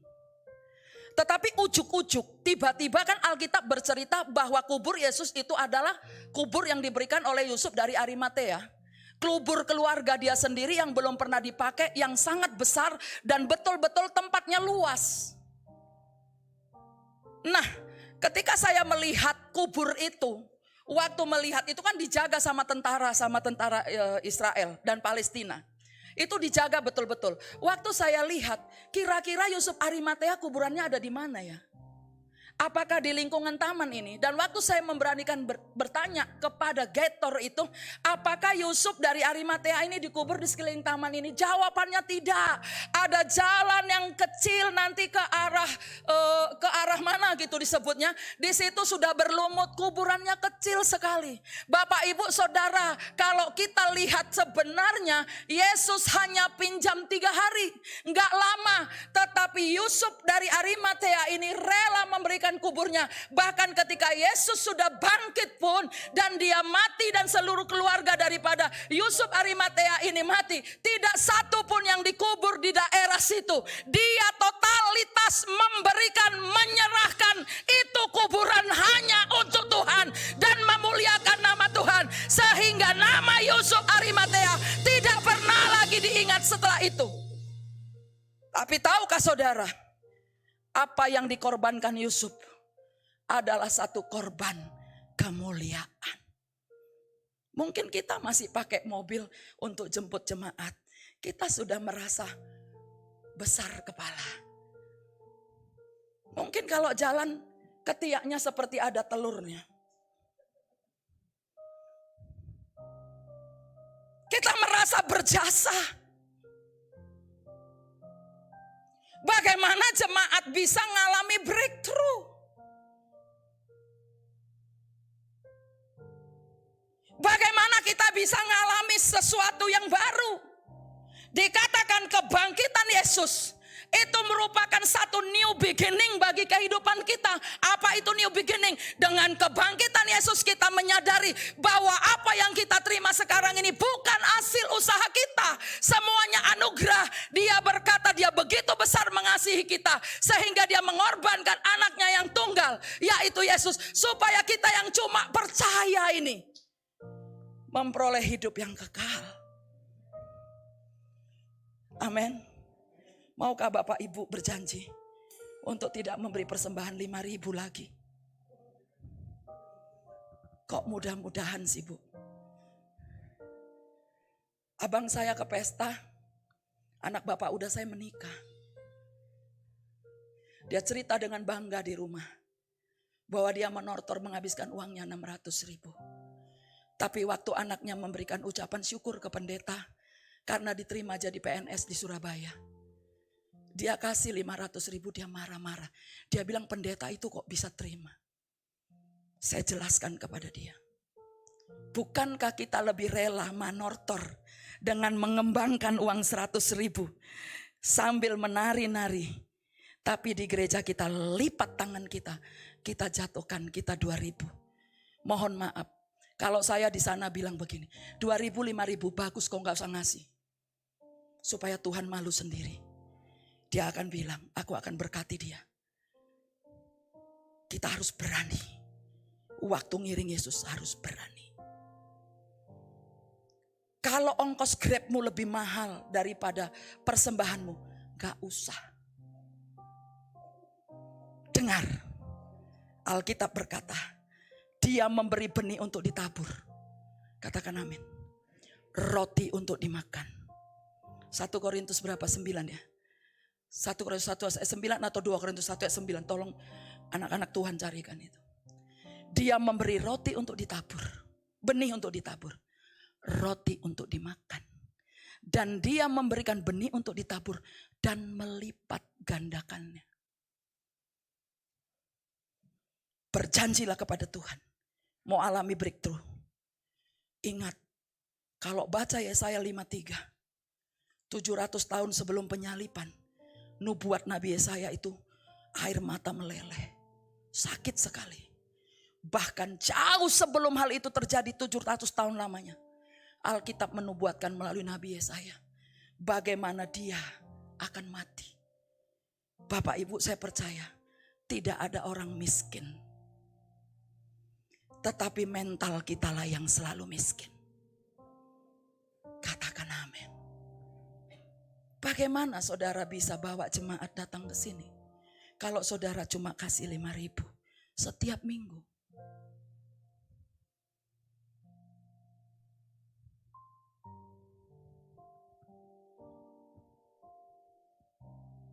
Kebangkitan Yesus ini menunjukkan kepada kita satu perubahan yang baru.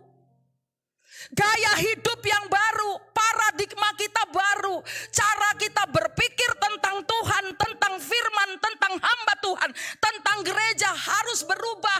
Memang kadangkala kita di gereja diproses mengalami rasa sakit, tetapi ketika rasa sakit yang diinginkan Tuhan untuk kita alami itulah, disitulah kita bisa nyatu dengan Tuhan, dan pada waktu kita setia di situ, kita mendapatkan pewahyuan.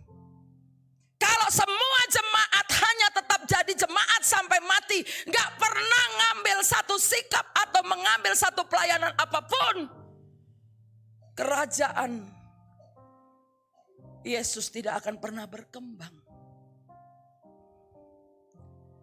Saya mau tegaskan bagi kita saat ini, malam ini. Saya melihat dari wajah-wajahnya, gak ada satupun yang miskin. Tepuk tangan untuk Tuhan. Kecuali miskin jangan tepuk tangan. Amin. Ya memang saya ini bukan pengkhotbah es krim coklat ya. Es krim rasa baygon sedikit. Kalau 5.000 gak usah lah. Ngasih pengemis saja, saya selalu bilang, baik sama suami dan anak-anak dan teman. Kalau gak bisa beli 1 roti gak usah kasih. Gak usah. Setuju? Setuju? Mau alami breakthrough? Berikan semua seperti Yusuf Arimatea. Alami new beginning dalam kehidupanmu. Bukan hanya berkat, berkat. Aku diberkati, sepanjang hidupku diberkati. Waktu bangun pagi hari, siang menjelang malam, aku diberkati. Yuk kita ubah. Aku memberkati, sepanjang hidupku memberkati. Waktu bangun pagi hari, siang menjelang malam, aku memberkati. Sekali lagi sama-sama. Aku memberkati, sepanjang hidupku memberkati. Waktu bangun pagi hari, siang menjelang malam, aku memberkati. Jangankan memberkati, senyum aja susah. Sambil dengar firman pun gini. Larilah Roh Kudus. Gak berbahagia dengar firman. Sebenarnya kami pengkhotbah ini sebenarnya stres loh Bapak Ibu. Kalau saya sampai keringetan gini pun karena takut. Kadang dipelototi. Belum lagi hatinya ngomong gini. Alah, kan yang jalani hidup gua bukan lo. Terus makin melotot lagi. Lihat kantong persembahan tambah gini. Coba senyum. Walaupun pakai masker yang senyum ketahuan. Matanya itu senyum. Amin. Saya gak bisa dibohongi sama masker lah. Kadang memang masker ini berjasa sekali.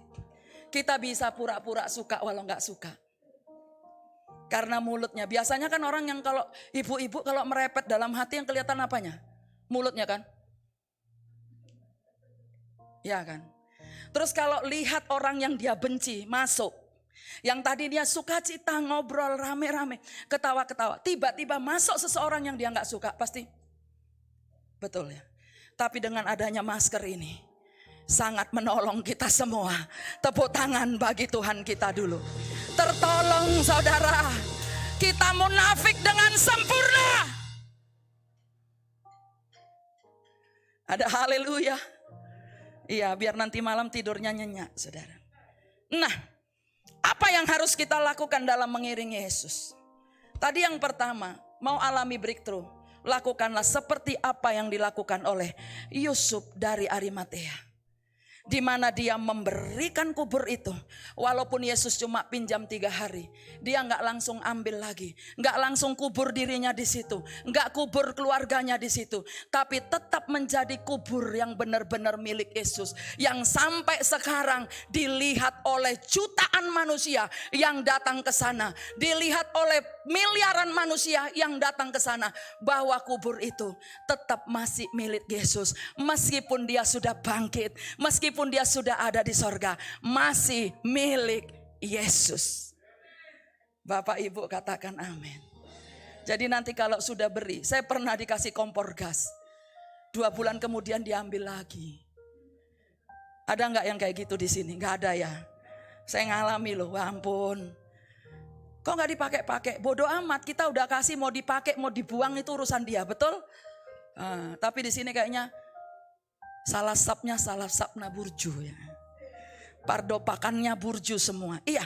Nah, bagaimana caranya supaya kita alami breakthrough? Yang kedua, mari kalau kita mau memuliakan Tuhan, mari kita masuk lebih dalam. Ketika Maria tidak masuk, dia berasumsi. Kemudian Yohanes lebih cepat dari Petrus, dia pun gak masuk. Dia cuma melirik saja. Tetapi Petrus yang datang dengan terlambat itu, dia kemudian masuk, kemudian menyaksikan kain kapan sudah roll up, kain keringat sudah roll up, dan kemudian barulah Yohanes kembali kembali, ikut menyaksikan lagi. Artinya masuki kedalaman keintiman bersama dengan Tuhan. Jangan hanya baca begitu saja, hidupi setiap firman yang kita baca. Saya selalu mau, saya selalu belajar. Saya ingin kita semua belajar bahwa kita bukan hanya jadi pengkhotbah yang hebat, yang diurapi, tapi tidak pernah melakukan. Bapak, Ibu, Saudara, kalau kita masuk lebih dalam, maka kita akan mengenal lebih intim. Di dalam pengenalan itulah kita mendapatkan pewahyuan. Dan pewahyuan itulah yang akan menuntun kita kepada masa depan yang penuh harapan. Mari kita buka Lukas 5 ayat 3 dan 4. Nah, Lukas 5 ayat 3 sampai 4 ini mengajarkan kepada kita ketika Yesus mengajar orang banyak di tepi Danau Galilea. Yesus meminjam perahunya Simon Petrus. Nah, selesai mengajar, Yesus ngomong begini, Simon Petrus, mari bertolak ke tempat yang lebih dalam. Dan ketika Simon Petrus melakukan apa yang diminta oleh Tuhan Yesus, dia bertolak ke tempat yang lebih dalam, maka dia mendapatkan ikan. Pewahyuannya begini, jangan cuma baca, jangan cuma dengar, tapi mari lakukan. Katakan amin. Lihat kanan kiri, katakan, jangan cuma baca, jangan cuma dengar, tapi lakukan. Haleluya. Jangan cuma pakai dasi. Sebagai gini, jemaat tahu saya hamba Tuhan karena dasi. Jangan. Tapi jemaat tahu saya hamba Tuhan karena gaya hidup. Itu beda. Katakan amin. Jangan sampai di sini kita hamba Tuhan, di luar kita hamba setan. Orang lain korupsi, kita korupsi juga. Orang lain maki-maki, kita maki-maki juga. Rumah tangga orang lain ribut piring terbang, kita piring terbang juga. Tapi ketika di gereja kita berdoa, kita berbahas roh, dalam 2 jam kita pakai baju kerajaan keimamatan kita. Hanya baju dari luar. Tetapi Yesus mau kita pakai keimamatan luar dalam. Di mana apa yang kita pelajari bukan sekedar untuk diketahui, tapi untuk kita lakukan. Bapak, Ibu, Saudara, saya selalu mengatakan, jangan sampai jemaat melihat kita cuma berbeda karena uniform. Karena minggu pertama pakainya warna apa, minggu kedua pelayan gereja pakai warna apa. Jangan. Tapi biarlah gaya hidup kita, apa yang kita alami, apa yang kita lakukan, mempermudah orang lain masuk surga.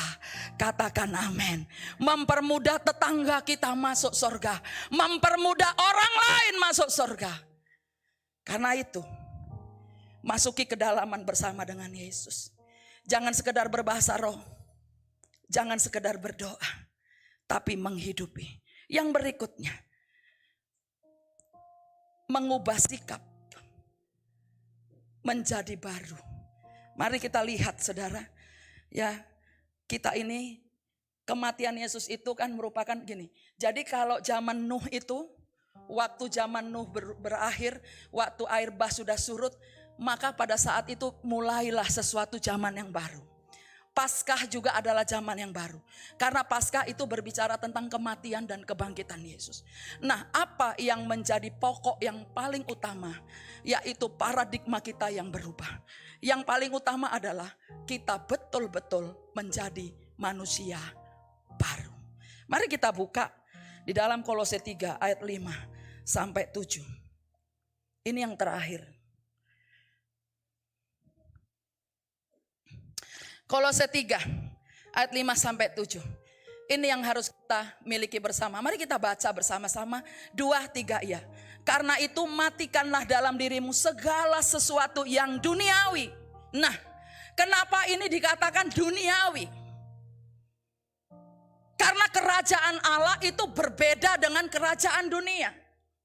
Kerajaan Allah itu berbicara tentang kebaikan, kuasa, tentang kasih, tentang pengampunan, tentang anugerah. Tetapi dunia ini berbicara tentang yang pahit, tentang kejahatan, tentang nafsu birahi, tentang semua yang gak baik dunia ini. Makanya Alkitab berkata, karena itu matikanlah. Rasul Paulus berbicara kepada jemaat Kolose yang adalah jemaat yang kaya, yang berapi-api melayani Tuhan. Mereka sangat rela melayani Tuhan, memberi hartanya kepada Tuhan. Tapi gaya hidup mereka untuk menyembah berhala tidak sebabnya Rasul Paulus berdiri di hadapan jemaat Kolose dan berkata, karena itu matikanlah, dalam bahasa asli disebut padamkan. Kedaginganmu harus diremukkan. Sebab kalau kedagingan kita nggak remuk, roh Allah nggak bisa keluar dari kehidupan kita. Katakan amin. Kedagingan kita, kerakusan kita, nafsu kita untuk marah harus dibuang. Rasul Paulus berkata, matikan, padamkan semua. Yaitu apa? Percabulan, pornografi. Kemudian apa? Kenajisan, mikir yang enggak-enggak. Hawa nafsu-nafsu jahat. Dan juga apa? Keserakahan. Seperti siapa? Yudas Iskariot. Cinta mamon berlebihan. Cinta pangkat berlebihan. Cinta segala-galanya berlebihan. Tuhan di nomor 2 kan. Mungkin di nomor 10 kan. Rasul Paulus ngomong gini. Hei, kamu memang melayani luar biasa. Duitmu kamu kasihkan. Tetapi kamu tetap cinta berhala. Apa itu berhala? Sesuatu yang kita puja melebihi Tuhan. Mungkin hobi. Mungkin barang-barang antik. Mungkin rumahmu penuh full keramik. Gak boleh ada FA, gak boleh ada cool. Nanti ada anak-anak kesenggol. Keramiknya pecah, ribut. Itu berhala. Amin. Saya lihat rumah-rumah orang tuh banyak keramik-keramik gitu. Jadi kalau ada tamu ditutup, suruh di luar aja. Nanti keramiknya pecah. Pagi-pagi pembantu harus diomelin. Itu keramik harus dilap sampai kilat setiap hari. Gigi boleh tidak digosok, keramik jangan.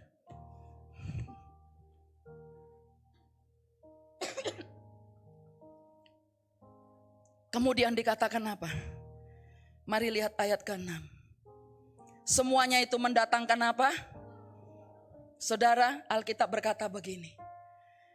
Waktu Musa menyeberangkan mereka, setelah mereka dari Pihahirot, yaitu di lembah di ujung daripada Laut Merah. Pihahirot itu tempatnya itu miring. Makanya disebut Pihahirot. Seharusnya waktu mereka keluar dari Goshen itu, mereka tinggal nyebrangin satu pintu aja. Mereka udah sampai. Tapi Tuhan bawa nyebrang, berpaling dulu ke ujung daripada Laut Merah. Disebut Pihahirot. Di Pihahirot ini mereka merasakan rasa sakit yang luar biasa. Di sini Musa mengajar kepada mereka.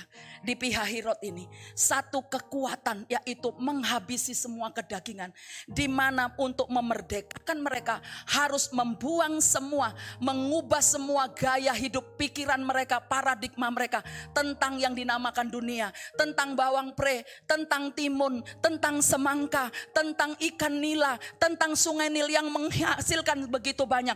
Waktu di Pihahirot ini mereka marah dan berkata, Musa, tidakkah kamu tahu bahwa Mesir begitu luas untuk tempat kami dikubur? Mengapa engkau akan membawa kami? Apa yang akan terjadi? Tetapi di sini sama seperti Rasul Paulus, Musa juga melakukan itu kepada bangsa Israel, menyatakan bahwa memang sepertinya tidak ada jalan keluar.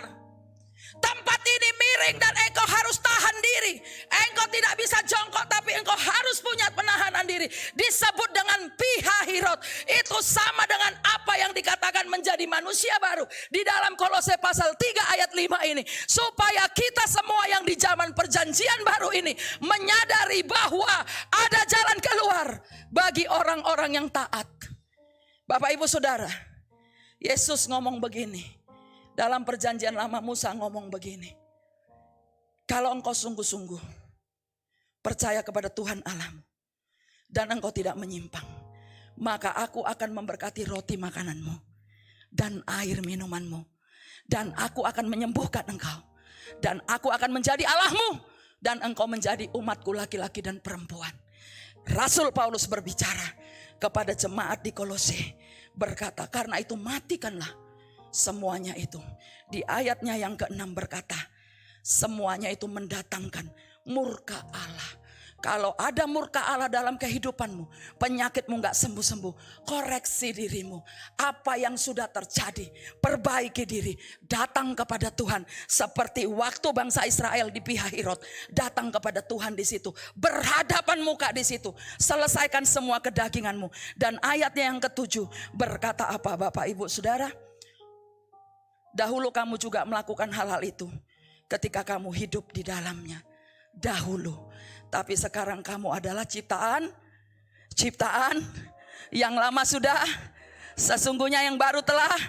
Karena itu barang siapa di dalam Kristus, dia adalah ciptaan baru. New beginning telah terjadi. Paradigma yang baru, cara berpikir yang baru, memberi persembahan baru, mempercayai Tuhan baru, melayani Tuhan sungguh-sungguh dengan baru, dan melakukannya semuanya atas dasar kecintaan dan hormat kepada Tuhan.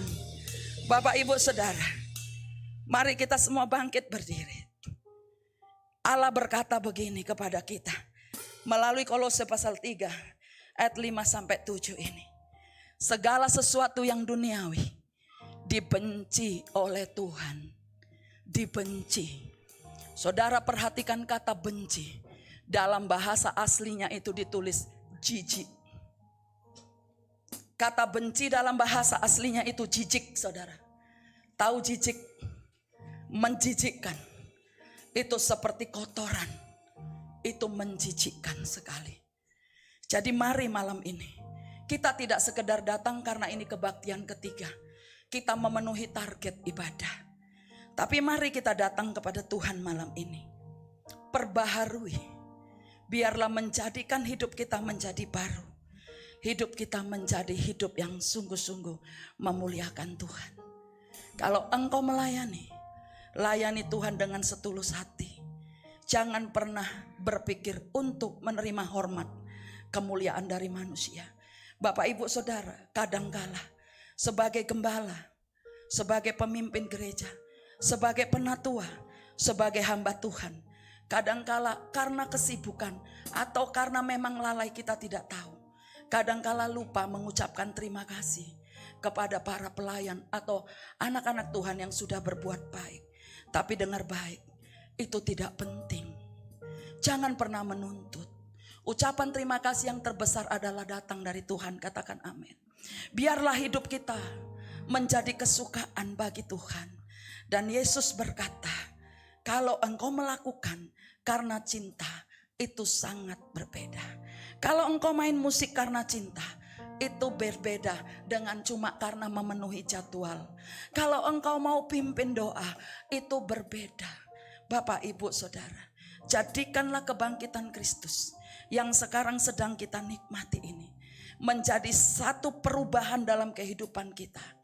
Di mana kita akan lebih banyak punya hubungan yang intim dengan Dia. Masuki kedalaman bersama dengan Yesus lebih lagi. Lupakan masa yang lalu. Dengar baik. Di sini ada orang yang berkata begini, aku ini gak layak. Ada satu orang berkata, aku gak pernah layak. Alkitab berkata, engkau layak. Yesus sudah mati. Yesus sudah bangkit. Yesus sudah mengampuni. Waktu engkau selalu berkata gak layak, berarti engkau tidak menerima kasih Allah. Malam ini, mari terima kasihnya Allah. Bapak, Ibu, Saudara, saya merasakan di tempat ini bahwa ada satu roh yang menyatakan bahwa dia udah capek, tapi kok gak dapat apa-apa. Ikut Tuhan begitu lama, tapi kok gak bisa merasakan sesuatu. Hari ini perhatikan kehidupanmu. Mulai sekarang ini datang kepada Tuhan. Ngomong gini sama Tuhan, Tuhan, aku mau merasakan ada satu breakthrough dalam diriku. Aku mau mengalami kelimpahan dalam iman. Aku mau mengalami kelimpahan dalam firman dan hubungan dengan Tuhan. Berkat itu cuma bonus bagi orang percaya. Saya percaya kita semua akan diberkati berlimpah-limpah. Mari kita buka kedua telapak tangan kita. Terima kasih Tuhan. Terima kasih Tuhan. Kami ingin selalu bersekutu denganmu. Inaramata karabasyanda. Kami mau berdoa untuk satu sakit penyakit yang ada di tempat ini. Tuhan sembuhkan, Tuhan lepaskan. Syandara bata karara bata kaya masyanda. Inara bata karaba syandara rabara. Inara bata kasyandara mata karaba syanda. Iara bata karabara bata karaba. Ora bata karabata karabata karababa baba baba baba. Syara lala bara bara.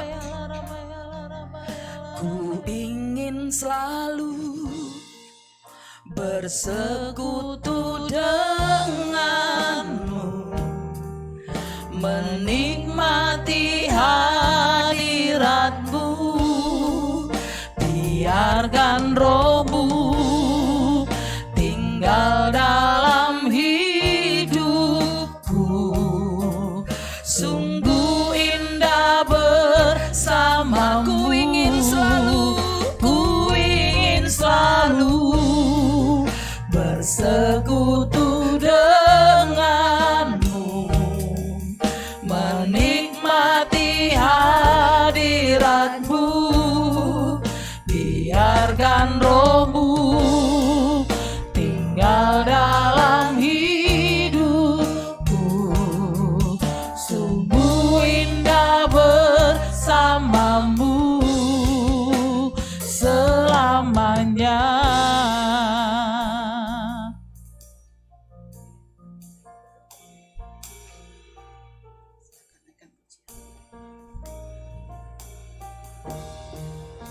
Terima kasih Tuhan Yesus.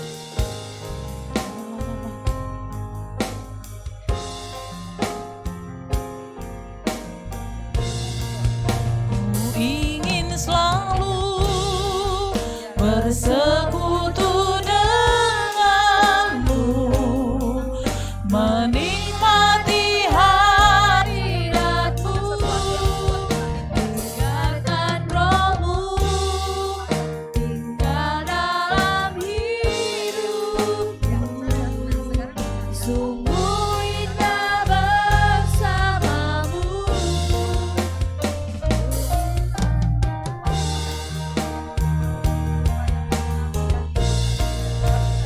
Ingin selalu bersekutu denganmu, menikmati hadiratmu, biarkan rohmu tinggal dalam hidupku.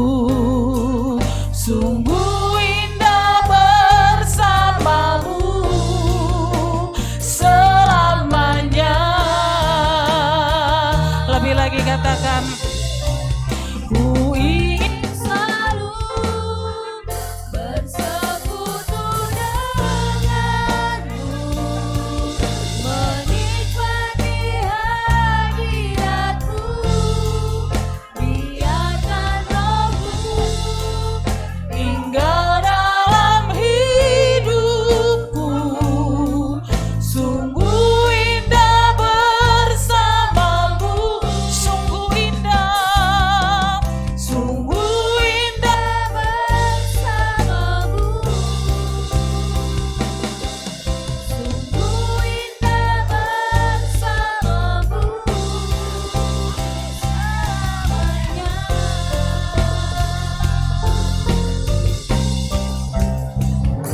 Selalu bersekutu denganmu, menikmati hadiratmu, biarkan rohmu tinggal dalam hidupku.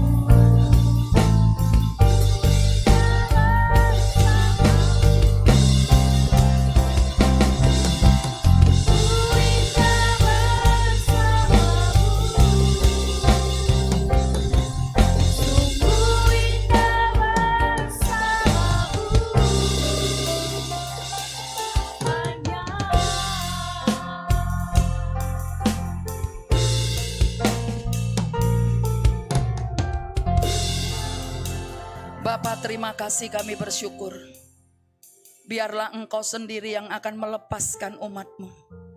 Kami berdoa kiranya Kau berikan panjang umur, sehat, diberkati bagi anak-anak-Mu.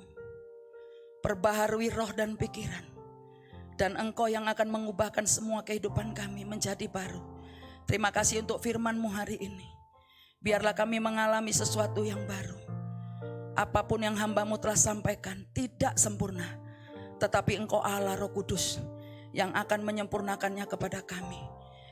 Dan kami akan dengan setia terus untuk melekat kepadamu. Berkati kami semua. Dan berkatilah hamba-hamba-Mu di tempat ini. Terpujilah nama Tuhan. Ini doa kami kepadamu. Dalam nama Tuhan Yesus. Haleluya. Amin. Silakan duduk Bapak Ibu.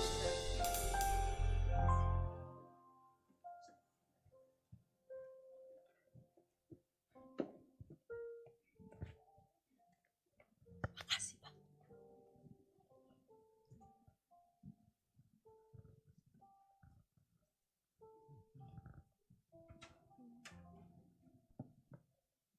Puji nama Tuhan, Bapak Ibu, kita akan memberikan persembahan kita yang kedua. Dan sambil kita memberikan persembahan kita yang kedua, kita akan mendengarkan warta GBI Al Hotel sepekan. Tuhan Yesus memberkati.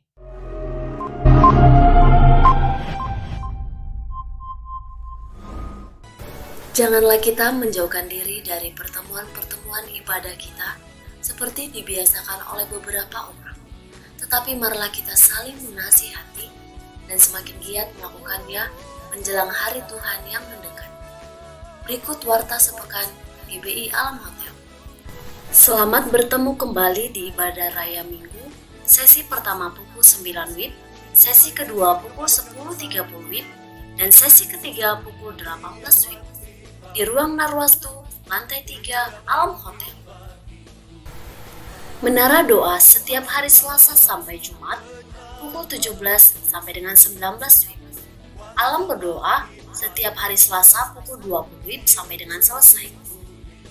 Doa ini terbuka untuk pekerja dan terbuka untuk umum di Jalan Menteng 3 nomor 42 Medan. Kami mengajak seluruh sahabat worshiper untuk mengikuti ibadah Night of Worship setiap hari Rabu pukul 19.30 WIB melalui live streaming di Facebook GBI Alam Hotel. Kids for Jesus setiap hari Jumat pukul 17 WIB di Jalan Menteng 3 nomor 42 Medan. Kami mengundang Bapak Ibu Saudara untuk bergabung di kelompok-kelompok sel yang telah dibuat atau Family Altar setiap hari Jumat pukul 19.30 WIB. Youth and GC Service setiap hari Sabtu pukul 18.30 WIB di Jalan Menteng 3 nomor 42 Medan. Bagi Bapak Ibu yang membutuhkan layanan jemaat seperti baptis salam, family altar, penyerahan anak, layanan doa, dan formulir jemaat, Bapak Ibu Saudara dapat menjumpai diakan pada saat ibadah selesai. Atau Bapak Ibu Saudara dapat menghubungi call center gereja di nomor yang tertera di layar. Bagi Bapak Ibu Saudara yang rindu untuk memberikan persembahan, baik ucapan syukur, perpuluhan, dan lainnya, Bapak Ibu Saudara dapat menyampaikannya melalui nomor rekening yang tertera di layar atau dapat men-scan QR barcode yang ada di layar. Bagi Bapak Ibu yang rindu untuk memberikan persembahan pembangunan, Bapak Ibu Saudara dapat menyampaikannya melalui nomor rekening yang tertera di layar. Kami mengucapkan terima kasih. Selamat hari Minggu, Tuhan Yesus memberkati. Saya mengajak kita untuk bangkit berdiri bersama-sama. Kita akan mengakhiri ibadah kita di sesi yang ketiga.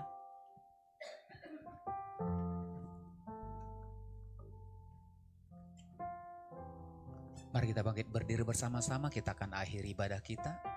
Tuhan, kami bersyukur buat kemurahan Tuhan, kebaikan Tuhan bagi kami. Sepanjang ibadah kami di sesi yang ketiga ini, Tuhan memberkati kami dengan berkat yang berlimpah. Kebenaran firman-Mu itu mengubahkan setiap kami, membaharui setiap kami, sehingga kami semakin mengerti dan dibawa kepada paradigma yang baru, bahwasanya kebangkitan-Mu adalah memberikan kehidupan yang baru bagi kami ya Tuhan. Terima kasih buat hamba-Mu Ibu Julian yang sudah menyampaikan firman-Mu. Berkati hamba-Mu dengan kekuatan, dengan pengurapan, dan hikmat-Mu terus berlimpah-limpah bagi hamba-Mu ya Tuhan. Berkati seluruh keluarga, berkati suami, pelayanan, bahkan seluruh keluarga besar daripada hamba-Mu. Berkati dengan berkat yang berlimpah-limpah ya Tuhan. Terima kasih untuk seluruh persembahan yang sudah dikumpulkan ya Tuhan. Kiranya persembahan ini Tuhan boleh dipakai gereja-Mu untuk lebih lagi menyatakan kebesaran-Mu, kemuliaan-Mu ya Tuhan. Terima kasih Bapa, berkati seluruh umat-Mu yang sudah membawa persembahan. Berkati berlimpah-limpah ya Tuhan. Berkati seluruh keluarga, pribadi lepas pribadi. Berkati pekerjaan, usaha, aktivitas daripada setiap umat-Mu. Diberikan keberhasilan, diberikan keberuntungan di dalam nama Tuhan Yesus. Terima kasih Bapa, dari tempat ini kami mengangkat tangan kami buat kota kudus-Mu. Salam bagimu Yerusalem, salam bagimu Yerusalem. Salam damai sejahtera Allah berlimpah bagimu. Diberkatilah tembok, diberkatilah purimu. Sejahtera dan sentosalah engkau umat pilihan Allah. Terima kasih Bapa. Dan jikalau sebentar setiap kami akan kembali ke tempat kami masing-masing. Tuhan sebelum pulang, ulurkan tangan-Mu, berkat-Mu bagi setiap kami. Bapak, Ibu, Saudara yang dikasihi oleh Tuhan Yesus Kristus, angkat kedua tangan-Mu, arahkan hati dan wajah-Mu kepada Tuhan. Tuhan memberkati engkau dan melindungi engkau. Tuhan menyinari engkau dengan wajahnya dan memberi kau kasih karunia. Tuhan menghadapkan wajahnya kepadamu dan memberi kau damai sejahtera. Pulanglah, bawalah berkat anugerah yang berlimpah-limpah dari Allah Bapa di surga, di dalam cinta kasih Tuhan Yesus Kristus, dan dalam persekutuan yang manis dengan kuat kuasa Roh Kudus, kiranya menyertai, memberkati kehidupanmu, mulai hari ini hingga maranatha, bahkan sampai selama-lamanya. Yang percaya dan diberkati Tuhan bersama-sama kita katakan amin. Selamat malam, selamat hari Minggu. Tuhan Yesus memberkati. Shalom.